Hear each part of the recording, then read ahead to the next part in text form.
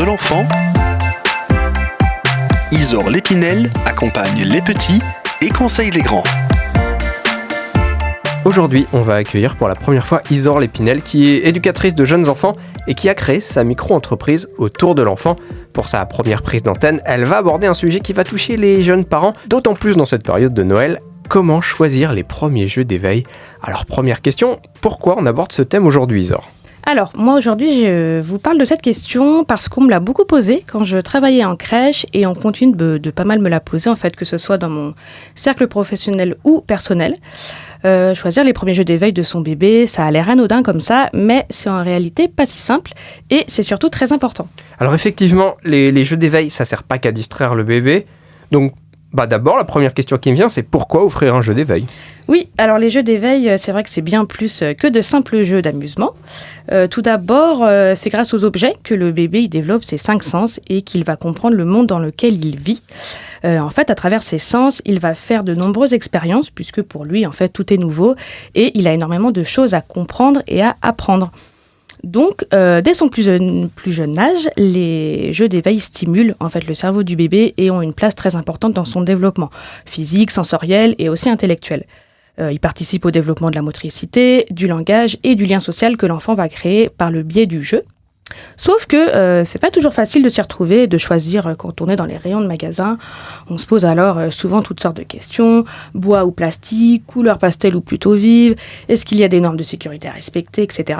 Il se rajoute à ça les questions du type faut-il lui acheter un jeu à tirer même s'il ne marche pas encore, un jeu en bois dès 1 an n'est-il pas trop dangereux, et j'en passe. Donc c'est vrai qu'il y a de quoi s'y perdre. Alors c'est vrai qu'on a le vertige quand on est dans les rayons des magasins. Est-ce que vous avez des petits conseils à nous donner pour bien choisir ? Alors il faut bien garder en tête que chaque jeu et chaque jouet offre une multitude de possibilités à l'enfant. Il lui permet de développer des compétences précises en fonction de son stade de développement.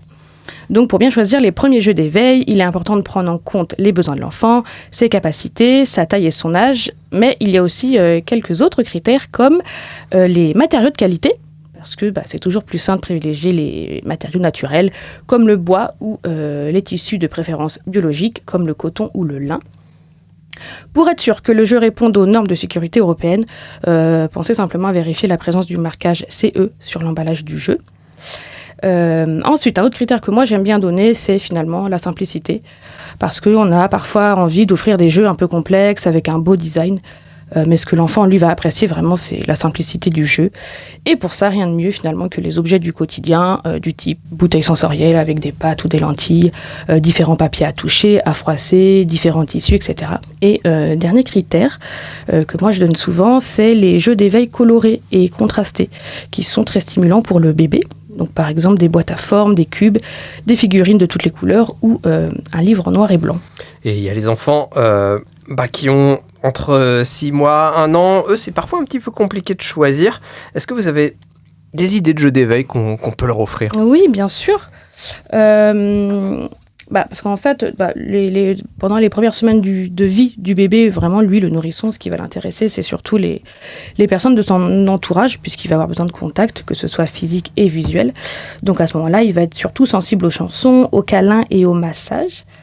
Vers 4 mois, le bébé, en fait, il commence à prendre des jeux dans ses mains. Donc là, vous pouvez choisir plutôt des petits hochets qui lui permettent des expériences sensorielles. Et à partir de 6 mois, justement, jusqu'à 1 an, l'enfant il se développe davantage sur le plan moteur, puisqu'il se retourne, il tient assis, il rampe, il marche à 4 pattes, il essaie de se tenir debout, etc. Et il est aussi de plus en plus curieux.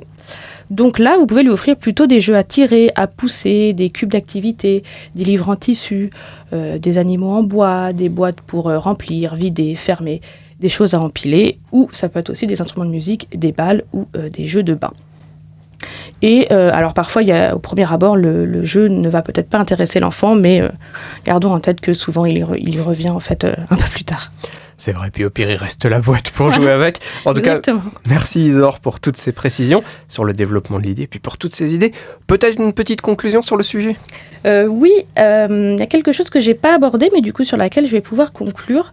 Les jeux d'éveil, on l'a dit, sont donc très essentiels pour le développement de l'enfant et répondent à de nombreux besoins, mais ils ne remplacent pas le contact et le lien avec le parent et l'adulte en général.